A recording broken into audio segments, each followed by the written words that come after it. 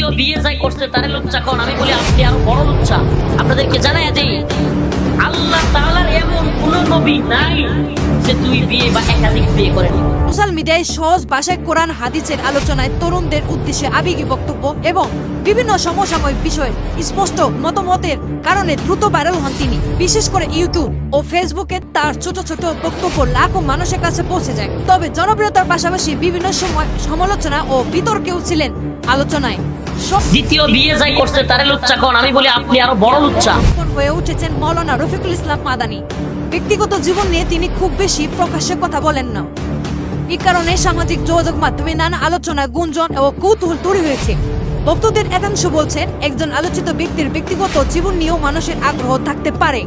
আবার অনেকে মনে করেছেন ব্যক্তিগত বিষয়কে অতিরিক্ত ভাইরাল না করাই ভালো। হঠাৎ করে দ্বিতীয় বিয়ের খবর প্রকাশ্যে আনলেন মাওলানা রফিকুল ইসলাম মাদানী। আপনাদেরকে জানাই দেই, আল্লাহ তাআলার এমন কোন নবী নাই যে দুই বিয়ে বা একাধিক বিয়ে করেন।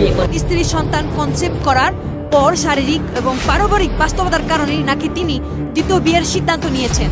এক পক্ষ বলছে ইসলামী শরীয়তে একাধিক বিয়ের অনুমতি রয়েছে, অন্যদিকে সমালোচকরা প্রশ্ন তুলেছেন এমন সিদ্ধান্ত প্রকাশ্যে আনার ধরন এবং সময় নিয়ে।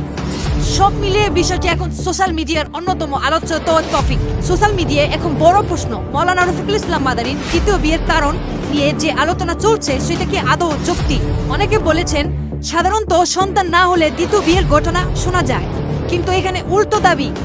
প্রথম স্ত্রী সন্তান কনসেপ্ট করার পরই নাকি তিনি দ্বিতীয় বিয়ে করেছেন, আর সে কারণে নেক দুনিয়ায় উঠছে নানা প্রশ্ন।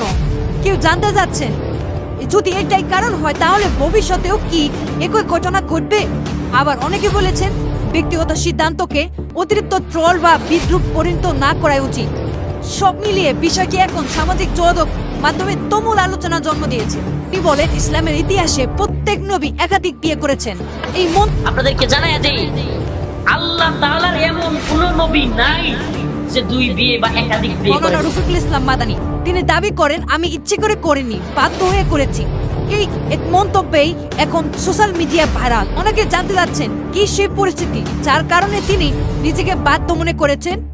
সমর্থকরা বলেছেন ব্যক্তিগত ও পারিবারিক বাস্তবতা থেকেই হয়তো তিনি এমন সিদ্ধান্ত নিয়েছেন। অন্যদিকে সমালোচকরা বিষয়টি নিয়ে নানা প্রশ্ন তুলেছেন। মাওলানা রফিকুল ইসলাম মাদানী ব্যাখ্যা করেন, তিনি বলেন যে জেনা ব্যভিচার থেকে বাঁচতেই এই সিদ্ধান্ত নিয়েছি। তার এই বক্তব্যে প্রকাশ আসতেই সোশ্যাল মিডিয়ায় শুরু হয়েছে ব্যাপক আলোচনা ও বিতর্ক।